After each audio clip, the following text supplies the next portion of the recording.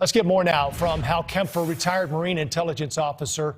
And we're going to talk about some of the other options we do or do not have. Hal, you and I haven't talked on the air since the Russian army, as we called it yesterday, the vaunted Russian army, sort of got bogged down. What do you think happened to them? Joe, there's a famous saying in the military: amateurs talk tactics, professionals talk logistics. And I think the logistics side of the Russian army just wasn't there.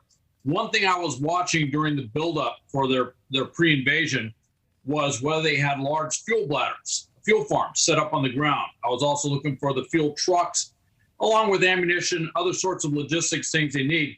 I just didn't see that buildup like some other things. They got a lot of, having hospitals and blood. That's great. But if you're going to move all those vehicles, you have to have a lot of fuel.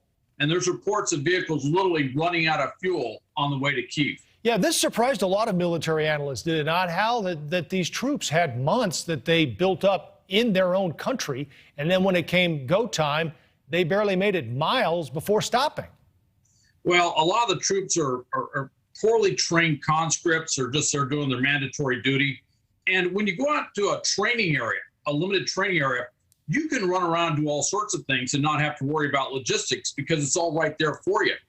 But when you do a large movement to contact, if you will, these large ground movements like Desert Storm taking over Kuwait or the run to Baghdad, that is an intensive logistics planning exercise with a lot of considerations.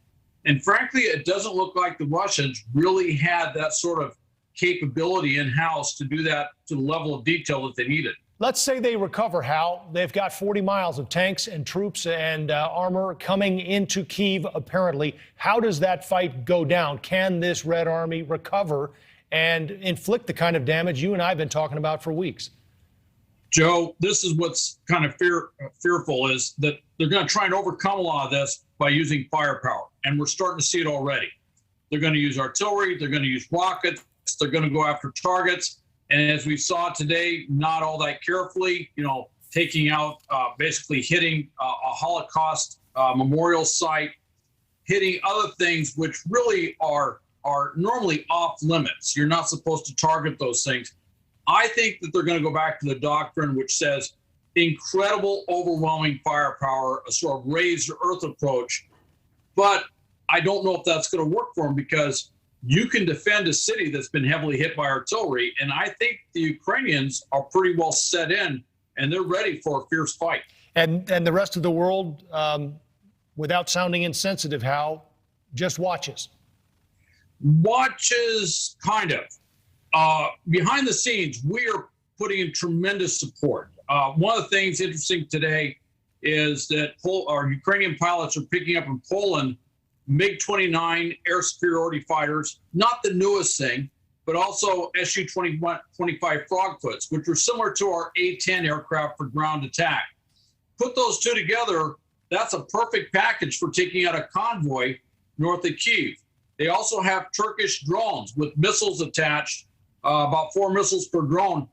They could really start chewing up that convoy. And frankly, with a force with low morale, somewhat uncertain, fearful, and of course the problem with the ground being soft for wheeled vehicles, they could cause some real havoc with that convoy, and I think they could get even bogged down worse than they are now. Yeah, there's a lot to come. And Hal, it's always great to have your insight on what we can expect and what we might see ahead. We'll continue to tap into that knowledge and insight. Hal, thanks as always. Semper Fi.